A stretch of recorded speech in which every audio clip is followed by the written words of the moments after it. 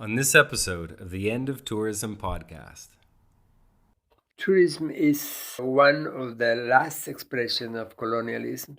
It is a colonial occupation of places. What we have seen in 500 years is clearly the abuse of hospitality.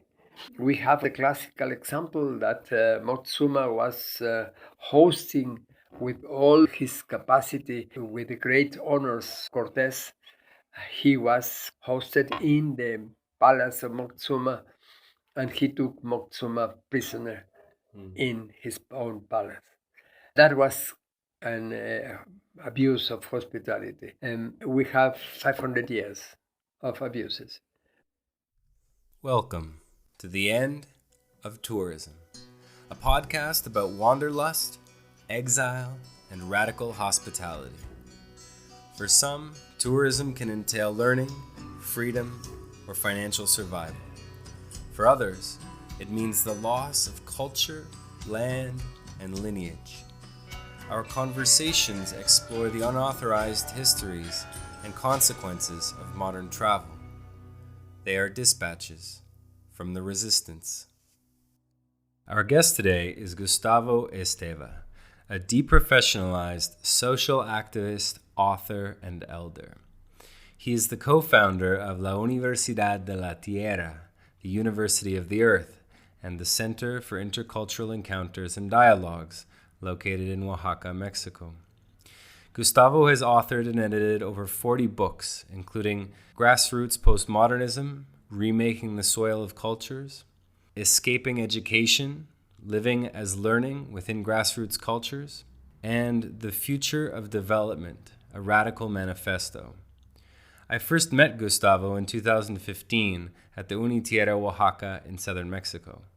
I had long heard incredible stories of Gustavo through a protege of his, Michael Sacco, a close friend and the founder of Choco Soul Traders in Toronto, Canada. Like Michael, I was invited into the philosophies and lived expressions of interculturality, hospitality, and local resilience that Gustavo and his work so deeply embodies. I sat down with Gustavo in his house on the edge of a small Zapotec town to discuss the legacy of tourism in Oaxaca, how tourism is an extension of the colonization of the Americas, and the consequences of the COVID-19 pandemic. We touch on the differences between tourists and immigrants.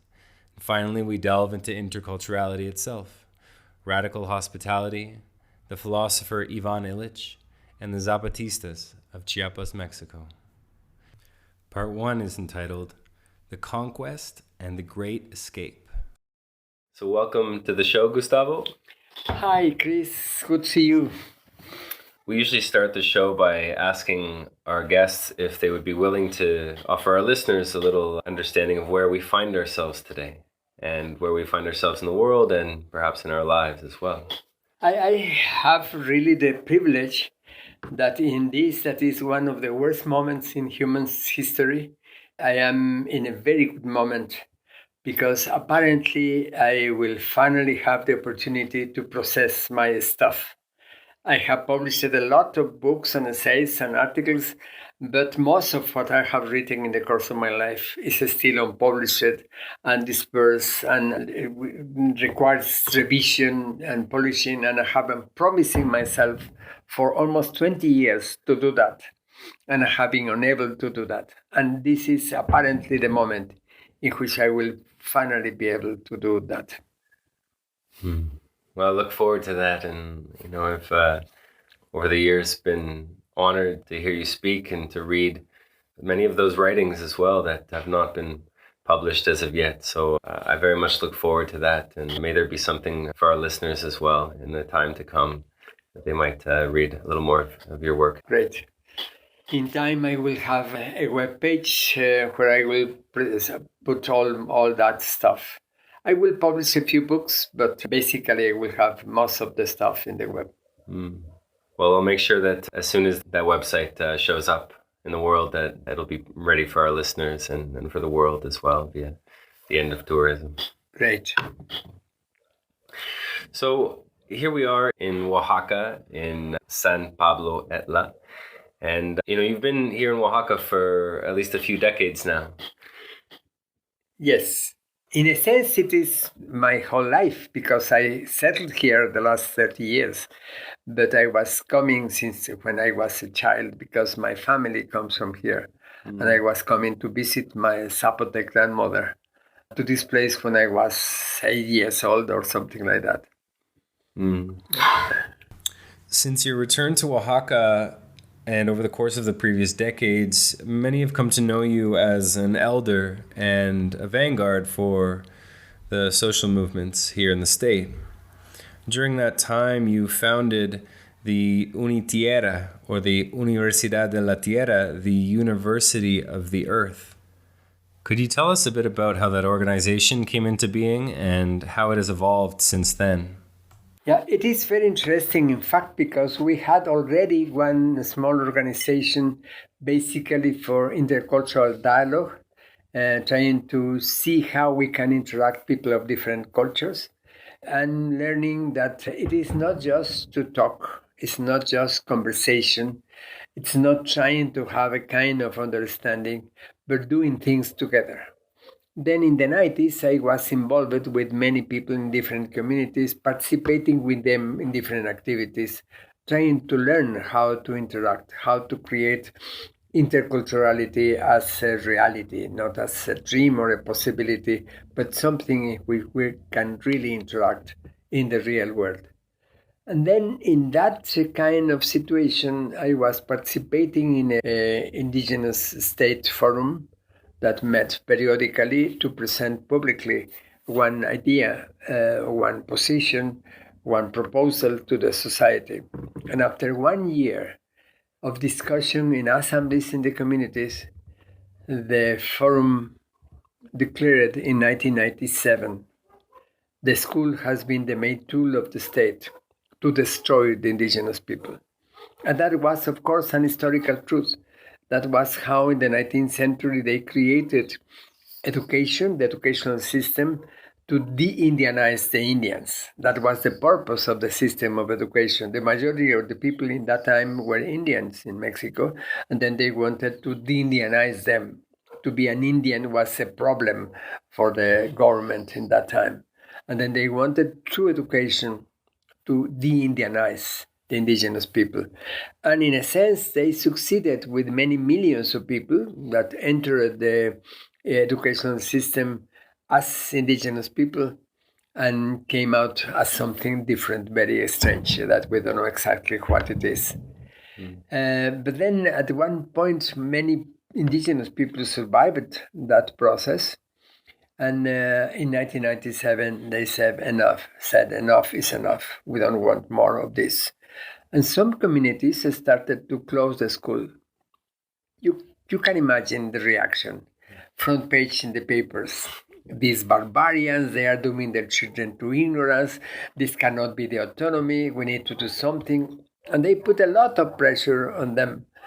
And some communities survived, resisted the pressure. Then after 2 or 3 years, one very good anthropologist, very well known in Oaxaca, decided to teach a lesson to the parents. And then he prepared some tests to compare children going to the school with children not going to the school. To tell the parents, this is what you are doing, your poor children, leaving them behind. For his surprise, and the surprise of everyone, after the tests were applied, the children not going to the school knew better how to cultivate the milpa and how to be in the community and to participate in the fiestas and everything that were very well rooted in their communities. They were better in everything that a school supposedly teaches. They were better in reading, writing, arithmetic, geography, or history, meaning that in their homes, in the community, they were learning in freedom better than in the school. With one exception, the children going to the school knew how to sing the national anthem. The others don't. That was their only advantage.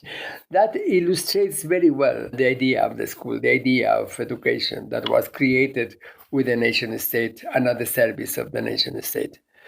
But these same communities with whom we were working and were very happy with this outcome, after some time they came with us and expressed their concern. What will happen with our young men and women that want to continue their studies about something that no one in the community knows because they don't have any diploma? They will not be able to continue studying outside the community. And then with them and for them, we created Unitierra. It's a coalition of indigenous and non-indigenous people where young men and women from the communities can come to Unitierra and learn whatever they want to learn. They don't need any diploma, and they will not get diplomas. We offer them a diploma of Unitierra, but we are not registered. We don't have teachers. We don't have courses. We don't have curriculum. We adopted the principle of learning by doing. And then if a young man comes, and we say that they must have more than 18 years old and knew how to read and write before coming to Unitierra. Then if someone comes and said, I want to become an agrarian lawyer, we will send him the next day with an agrarian lawyer.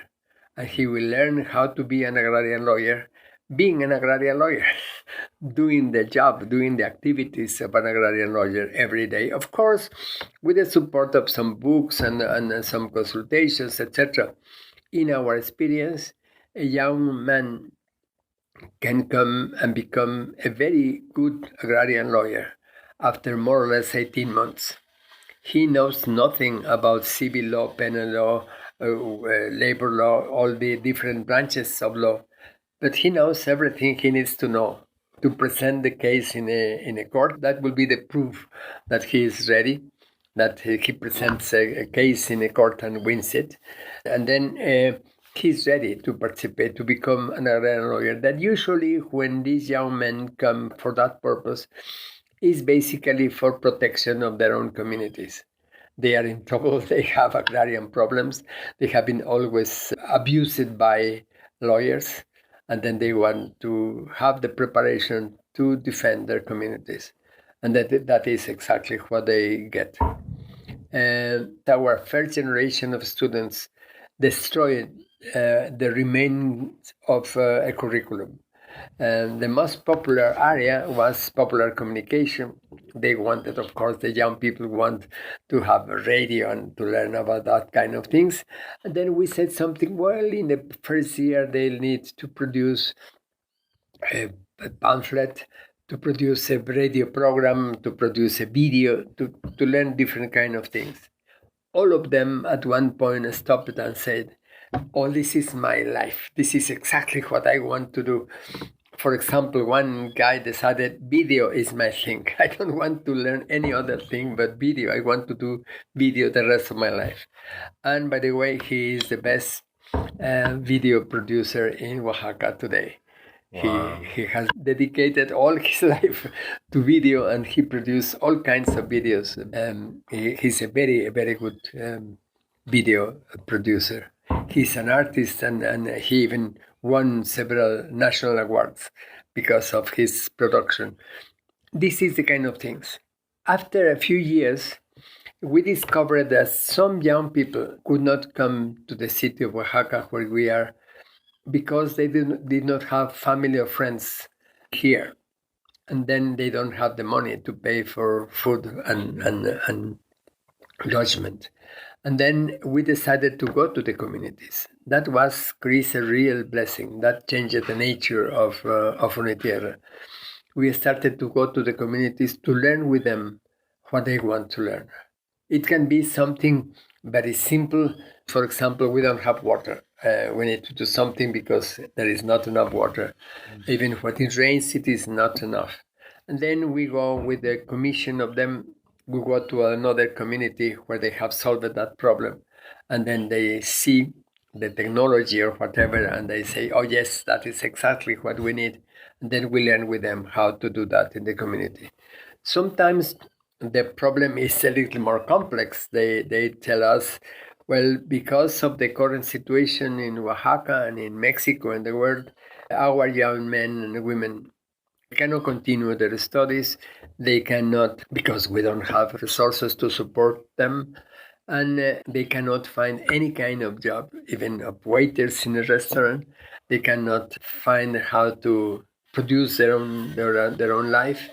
They cannot migrate to the United States anymore. And then they are tempted by the cartels and the criminals. They start with a little assault here, a little assault there, and then after some time they enter into the world of crime. We need to stop that, but we don't know what to do. And then we work with them, we learn with them how to create an alternative for the young people. Of course, that's not easy. That is not like the problem of water, that just building some technology. It is something different, more complex. And that is what we learn with them, how to deal with their daily problems. And learning with them how to live this very difficult time in the world. Well, it's an incredible legacy that you've founded here, and I'm very honored to have been witness to it for the last 5 or 6 years here in Oaxaca. It may continue to grow in a good way. Yeah. Speaking of Oaxaca, we all know very well here that the city, at the very least, if not many of the towns in the state, have for a long time been tourist destinations.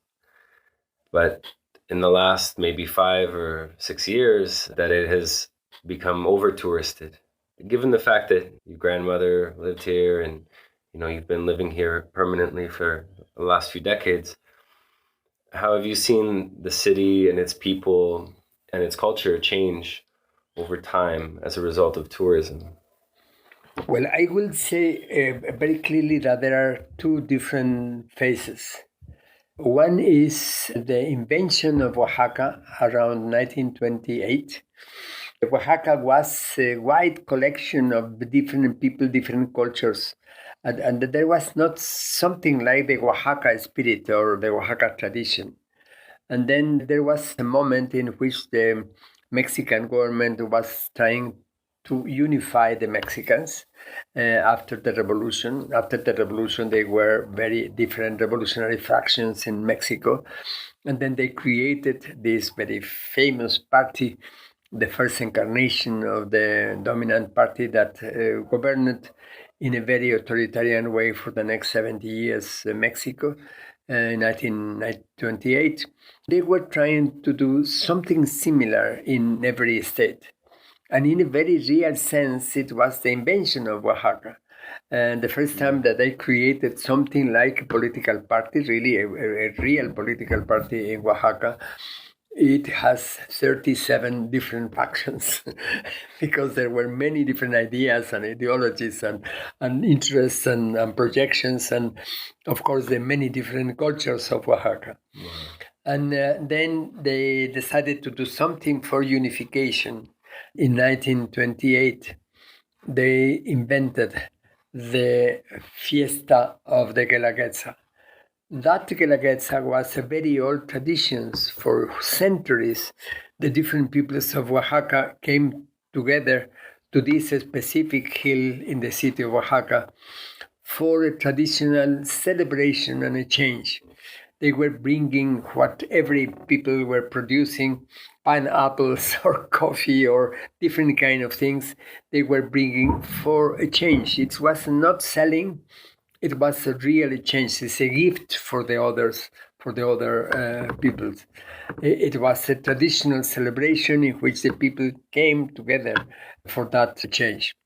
And then they decided to transform that in a special celebration, in a formal celebration, to unify Oaxaca, to bring dancers and to bring a lot of things for that celebration that was trying to create a unifying spirit. I would say that that campaign was very successful, that today you can talk about Oaxaca, and many people are very proud of being people from Oaxaca. Oaxaqueño is something very important, and there are many Oaxaqueños, 300,000 in California, that are very proud of being Oaxaqueños.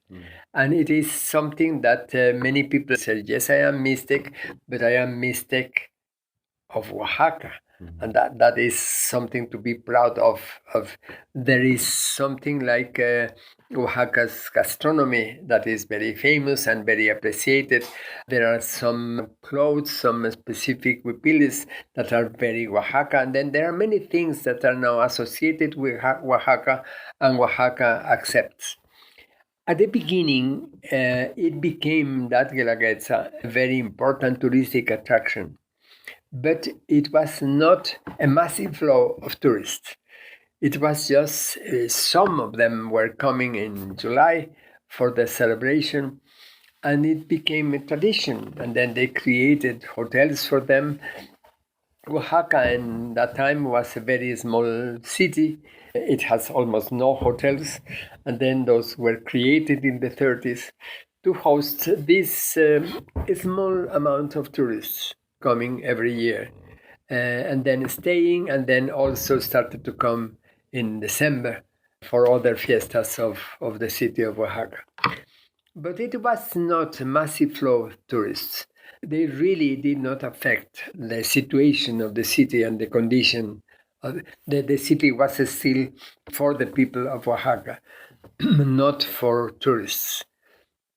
I have seen that precise change in the last 30 years. Still, when I came 30 years ago, the city was our city. You see, the main plaza, our Zócalo, was basically occupied by the people of Oaxaca. Many people living in Oaxaca, they were crossing the Zócalo every day, even if it was not necessary for their activities to go to the Zócalo. There was kind of deviation of the normal path to be in the Zócalo, to enjoy the Zócalo, to enjoy our plaza. It was really our plaza. It was one space in common that we enjoyed together. And that was really Oaxaca. We had a very conservative class, and that was great. They owned the historical center, and because they were very conservative, they established some rules. For example, you cannot build a building of more than 3 floors, these kind of things. And they protected all the constructions of the time of the colonial period. And it was really a very beautiful, one of the most beautiful cities of Mexico and of the world, in fact, and very, very well protected, very well conserved, because of the conservative class owning it. Then in the last 30 years, that kind of spirit, that kind of condition began to be destroyed because the city was transformed in a city for tourists. And then we had a massive flow of tourists every year, particularly in 2 moments, in July during the summer time, and in December, we have been literally invaded by tourists. Step by step, the people in the city started to change their activities. We could see that last year when the pandemic closed the city for tourists and there was no tourists coming. And suddenly it was not only the waiters of the restaurants or the people working in the hotels, but thousands and thousands producing handicrafts for the tourists, organizing some services. The whole city was living for the tourists. This is also infected us in different ways. It was changing habits. Let me give you one example. One of our last struggles to protect our city was when they decided to put a McDonald's in the Zócalo, in our main plaza. That was not acceptable. There was already McDonald's near the airport, but not in our plaza, not in the main plaza. And then It was all the classes in the city of Oaxaca. We were there with Francisco Toledo sharing some tamales in the plaza, and really a very fantastic movement. And then we succeeded and we stopped that. Even you had already the arc. That is how we discovered that the McDonald's, the golden arches, the golden, yes, wow. and then we discovered it, and then we stopped it, and then there was no McDonald's in the Zócalo. Yes, we protected that, but we could not stop McDonald's. And suddenly there were several McDonald's, and then it was not only for tourists, but also contaminated people of the city of Oaxaca, that despite our fantastic gastronomy, our incredible plates of every kind of things, they were going to McDonald's, and you could see young people fascinated with McDonald's. Today we have been also invaded by pizza and sushi. You can see all around Oaxaca pizzas and pizzerias and sushi restaurants. That is, for me, a kind of offense for this city with that incredible richness of our gastronomy. But this is the effect of tourism. That is one of the traditional science elements. Tourism is one of the last expressions of colonialism. It is a colonial occupation of places. And because they want to attract the tourists, they adapt the cities and the traditions and everything for the tourists. And the tourists, most of them are asking for the kind of things they are used to. It's very strange. It's a fundamental contradiction. They're supposedly coming for something different, but they want something of the kind of things they are used to. They want the hamburger, they want the kind of things they are eating at home, and then they impose that tradition, they impose that kind of behavior because of money, because of the economy of tourism. The society is transformed to have an income from the tourists. Then we accept that position of servants of the tourists. And then part of our dignity is sacrificed for the tourists. Then we change our ways of life, we change our activities, our creative activities, our gastronomy, almost everything at the service of tourists. I think that one of the worst impacts is in our traditional hospitality. I think the tradition of hospitality is really a very old tradition. I think most human beings historically has been hospitable. That there is in every people, they have different traditions of how to express hospitality, how to host the foreigner, how to express a kind of affection and respect for the foreigner when he or she comes to your place. That was clearly, in any case, our tradition, the tradition of the peoples of what we call today Mexico.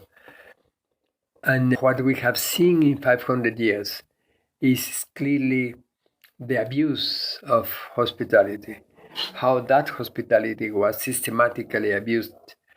We have, of course, the classical example that Moctezuma was hosting with all his capacity, Cortés. Cortés hosted in the palace of Moctezuma, and he took Moctezuma prisoner in his own palace. And that was typically an abuse of hospitality. Then we have 500 years of abuses. We have hosted all kinds of goods, technologies, products, commodities, all kinds of things. And every time they become an abuse of our hospitality, and they destroy our things to impose things that are not as good as our own things. And because the people started to see that kind of things in Oaxaca, they started to establish something that is a contradiction with hospitality, that is denial of hospitality, that means imposing rules and limits to the tourists.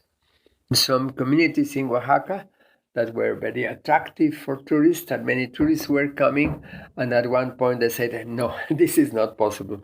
And then they said, okay, we will organize the things for a certain number of tourists, no more than this specific number. There are one community which they allow only 10 at the same time. In another community, it's only 40. It is bigger. They can accept 40 tourists, but no more than 40 tourists. If you have the 41, they say, no, sir, you cannot come in. You can come later, but not now because we have the limit. And they establish the very moment they enter the city in one specific place, they tell the person, you cannot throw in the street anything, not even your cigarette after smoking it. There are specific places where you can throw anything. And it is a very, very clean village because they have many rules for the behavior of the tourists. They organize specific ways for visiting the village. It's not what the tourists decide, but it is what the community decide. This is really a contradiction of hospitality. That is not really hospitality. In hospitality, you open yourself and you open your place for the foreigner. In this case, they are saying, no, we cannot be open to you. You need to adapt to certain rules. And we will put some limits in your behavior. You cannot do whatever you want, but there are very clear limits for your behavior. Because usually the tourists feel they can do anything they want. They come with this in mind. They have this construction in the mind that is to be a tourist, to do whatever you want to do. And then they are incredibly destructive. And then we applied in many communities these specific rules. This was not the case in the city of Oaxaca, that the destruction continued in the city in many different ways. Well, it's something that came up in my research for this episode was that almost 20 years ago here in Oaxaca, there was a international forum on indigenous tourism. There was indigenous people from 13 countries and from 21 states in Mexico taking part in order to learn from one another how they might be able to engage in some kind of community-led tourism. I have a couple notes here that I'm just going to read for our listeners regarding the conclusions of some of the groups in that meeting. They forged what was called the Oaxaca Declaration, and it acknowledged indigenous peoples as internationally recognized holders of collective and human rights, with the rights and responsibilities to their own territories and the processes of tourism planning, implementation, and evaluation. A second point of the declaration indicated that tourism is beneficial for indigenous communities only when it is based on and enhances self-determination. A third point states that indigenous peoples must be the natural resource and wildlife managers of their environments. A final recommendation stated that indigenous peoples must establish and strengthen strategies of coordination and information sharing both regionally and internationally, that is, an indigenous tourism network, in order to assert participation in initiatives such as these. The Oaxaca Declaration also underscored the need to respect and implement internationally recognized rights and stressed the need for active indigenous participation in policy development and in receiving equitable share of the derived benefits. So that was 20 years ago. I was there, Chris. I imagine. And Unitierra was one of the organizers of that meeting. That was very important for us. And very, very close friends, indigenous people coming from different countries. And for us, it was fantastic, really great. It was a kind of fiesta, Chris, to share the same problem, discussing the same kind of problems, and then how should we limit our hospitality and not allow this behavior and trying to change things. But I will say something that I think is important. 20 years ago, we still had some hope that the governments at the national, international level will do something. And then they were presenting claims, and we were presenting massive claims in Mexico and in other parts to say we need some laws, we need some regulations, we need to establish some limits to this operation, we need some international rules to define these kind of things. Today, we know that that was an illusion, that the governments that are associated with the corporations, you know better than I that a few corporations own the tourists and they move the tourists from one place to the other according with their interests every year. They are collaborating in this destruction of the planet and destruction of cultures and destructions of everything. They, in a very real sense, control the governments. They have, in most cases, the governments at their service. They are not protecting the interests of the people, but the interests of these corporations. And it has been literally impossible to create something that is a decent social regulation of this kind of operation. We don't believe that our governments or international institutions will represent a real solution for this and many other problems. And then we have now whole thing in our hands, which in a sense is better and a lot more effective.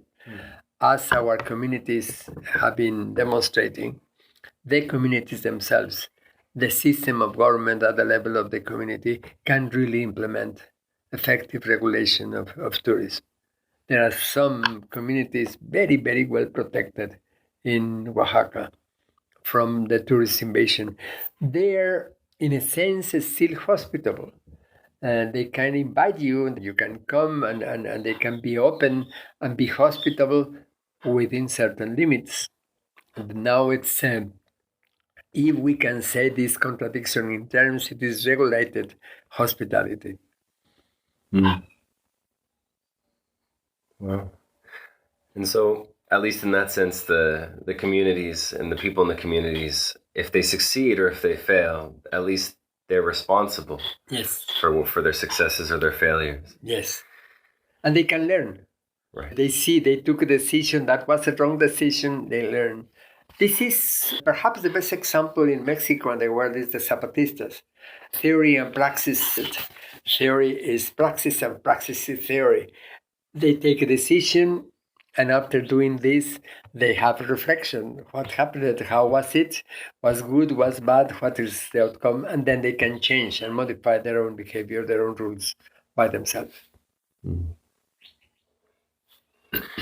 And so, in that context of indigenous or community-led tourism after the Oaxaca Declaration, after 20 years, do you think, from the community's point of view, that they've succeeded in trying to transform tourism through limits?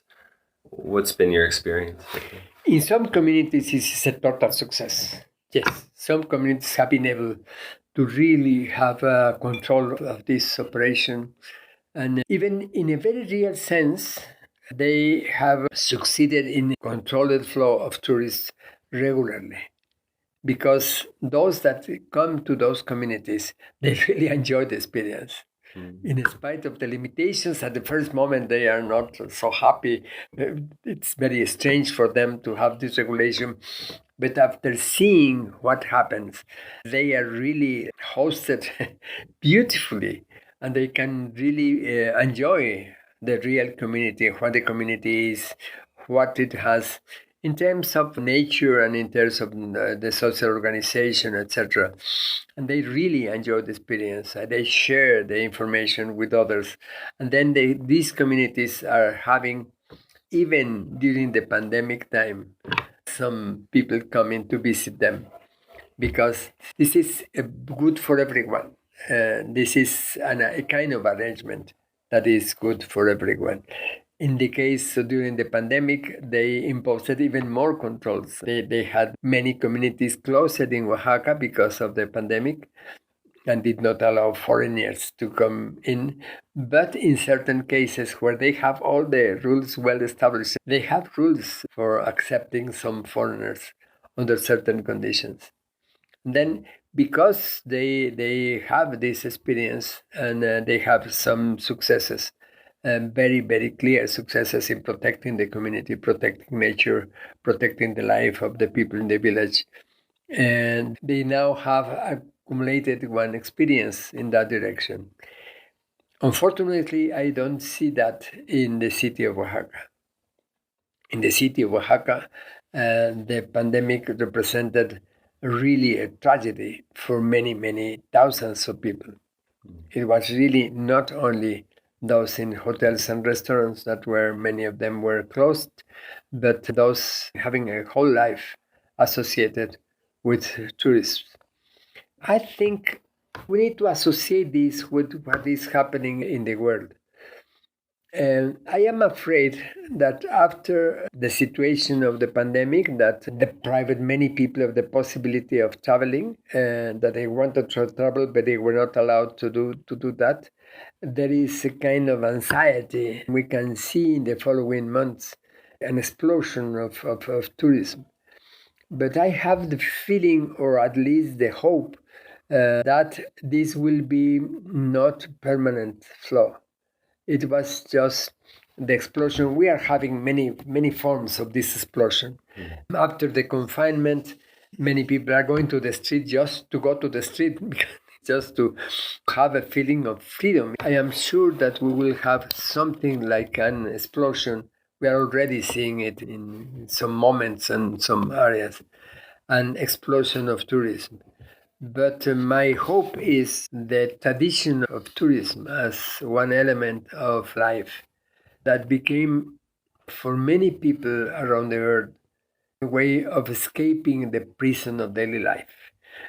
That after suffering months of working like mad, not only 40 hours a week, but more than 40 hours a week, a job that perhaps you don't like, but that perhaps you even hate, but that is what you need to do to survive. Then when the idea of the vacation comes, it is a principle of escaping from that prison, and then you want to go as far as possible from that prison. In some places, it has some element of interest, that is a kind of civilization. You have Europe when for 2 months the life is paralyzed. Everybody is in vacation, and then a whole thing is a different kind of life is created in those 2 months. It is not necessarily damaging. It is not necessarily destructive. That vacation is not typical tourism.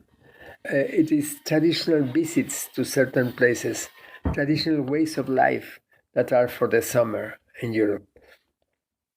Of course, there are also the usual things, but in Europe, the summer is something different. It's now part of a tradition, part of a way of life, and something that the people in Europe protects like mad. They are ready to fight like mad to protect these holidays, these 2 months of holidays. This is not the same in other places like the United States, where they have the schedule of days and weeks where they can go for a trip and they escape. Many people are escaping in the most stupid way for 3 days, traveling 1,000 miles, for just 3 days of being in another place, literally escaping from the prison of the daily life. Mm. And then part of this is that because they are escaping from prison, they feel the need to do in the other place, the place they are visiting, many things that cannot be allowed in their own place, that can be very stupid, very offensive, very inappropriate, immoral, aggressive, etc., etc. They are in a process of liberating for all the strings attached to their own daily life in their own places. And then they have very bad behavior as tourists, temporary tourists in many different places. in many cases moved by the corporations. The corporations made some arrangements with local hotels, local restaurants that have a high proportion of the profits for the corporations, telling them, if you don't accept my conditions, I will not bring tourists the next season. And literally they do that. Suddenly Cancun or Puerto Vallarta can be without tourists because the corporations move the tourists to another place where it is more profitable for them. And then I think that whole thing may collapse. That perhaps 1 year or 2 years. After that explosion, people are learning. They are recovering a way of life, even trying to escape from the prison in their own place. Part of the problem, I must say, I will not celebrate, Chris, this because today it means suffering for many millions of people. They lost their jobs, they lost their source of income, and they will not recover them, never. They are discovering this now, and some of them are hungry, some of them are suffering a lot of miseries. They are forced to reinvent themselves to create other way of life. And because of this very impressive change in the conditions of living in the whole world, my hope is that the people will find in their own place the opportunities to live without a prison, to live a different kind of life. And they will visit their own place, their forests that they have in their own place, without needing to move far away to escape from that prison. That is my hope, that the classic, typical flow of tourists that defined the situation before the pandemic will not come back. And we are seeing even this in the rearrangement of the whole system of the airlines. Of course, the whole thing collapsed in 2020. They are now in the process of recovery, but they are not back in the situation before 2020. I must say, many corporations before the pandemic, they learned to have virtual meetings instead of physical meetings. There was already a trend of many corporations of having virtual meetings instead of physical meetings. And that suppressed a lot of traffic. That was a different kind of tourism. And the people moving for corporate meetings, they were already also doing some kind of tourism when they were visiting another city. But that was also suppressed even before the pandemic and more with the pandemic. Many corporations are even suppressing offices because they can have now all the people work in their home and they have their virtual meetings instead of physical meetings. And then that will change. I think that is my hope, the mobility in the world, with one aspect that we must consider as something radically different. I think that migration will continue. That is not tourism. The migrants are going to settle. It's no longer temporary migration. In Mexico, we had a very old tradition of temporary migration. The braceros were going to California for 2-3 months every year in a very stable way for the people in California and for the people in Mexico. That was a temporary migration. That was just finding a job, an interesting job in another place, a very well-paid job. And that was very good. In a very real sense, I saw this. I had that physical experience of a person coming back from California and telling the family, now we have the money for the whole year. We are free, and we can do anything we want. And of course, what they were doing is not just doing nothing. They were cultivating the milk, repairing the house. They were very active in these 9 months.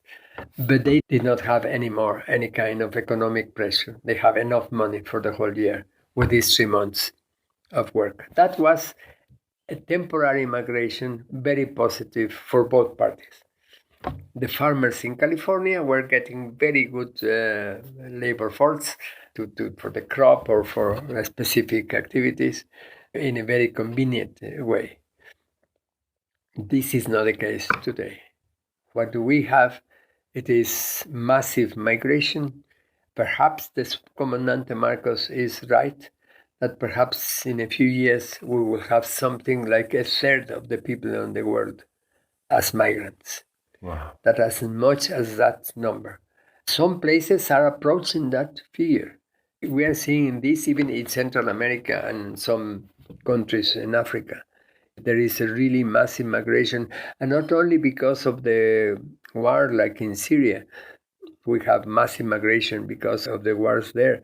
It is countries that are not at war or have internal wars, civil wars, but many other cases in which the physical and economic conditions are destroyed. Part of this it is because of climate collapse. In many places, people can no longer survive because of the collapse of the physical conditions, the natural conditions they had. And they are forced to migrate. In many other cases, it is economic, social, political conditions that force them to migrate. Then we will have massive migration, but I will not call that tourism. It is a reaccommodation of the people for different kind of conditions. In a very real sense, the migrant, in many cases, is protecting the place more than the locals. They try to arrive and to create a place for them and for the rest in different conditions. Yeah. How do you think we come to this dynamic of movement in a way that acknowledges escape, right? You mentioned that tourism is a kind of escapism, and for most of my 20s, this is what I did. I was a part-time escapee or tourist or backpacker. That was the underlying reason for my travel, even though I very much wanted to learn about other cultures. I wanted to experience ruins and forests and the natural world, but at the end of the day, it was really a result of not being able to thrive in the economic system that I was living under. In your book, Grassroots Postmodernism, you tell a story of your time in Tepoztlan, a small town about an hour's drive south of Mexico City. You speak of the hospitality of the Tepozteco people and how their fierce resistance to conquest is the very thing that keeps their hospitality alive. You wrote, "The Tepoztecos and Tepoztecas succeeded in stopping the project designed by developers to rapidly transport millions of tourists to their sacred mountain from Mexico City in 20 minutes or less. They were denounced as foolish for losing the train that could have fully, quote, incorporated them into one of the most modern cities in the world." Your book was written in 1998. Some 15 years later, I passed through Tepoztlan on my way to Oaxaca from Mexico City. I spent only a few days there, but while I was there, I experienced what I considered to be this very hospitality you wrote about. But on my way out of town on a Friday afternoon, the road leading out was empty, and the road leading in was packed full of cars with tourists from Mexico City. Since then, I have heard that it's only gotten worse. This urban escapism, gentrification, and exoticization of Tepoztlan. How can we approach the cancerous growth of cities and our shrinking capacity to live in them in a way that doesn't abandon the skill of home, that is, by leaving it? I would like to say two things. One is how Tepoztlan, in spite of that massive occupation every weekend, they have still these thousands and thousands of cars and tens of thousands of people coming to this small village. How they have organized it to protect their life. They still have their own life. They still have their own way. They put some limits to this flow of tourists, and they have ways to control what is happening. Yes, they are invaded. Then their normal life is impossible Saturday and Sunday. But it is interesting how they are accommodating this invasion, making it part of their life and protecting their own things. Still you have the Teposteco, still you have the mountain there, and they still protect their own things in their own way, in a very interesting way.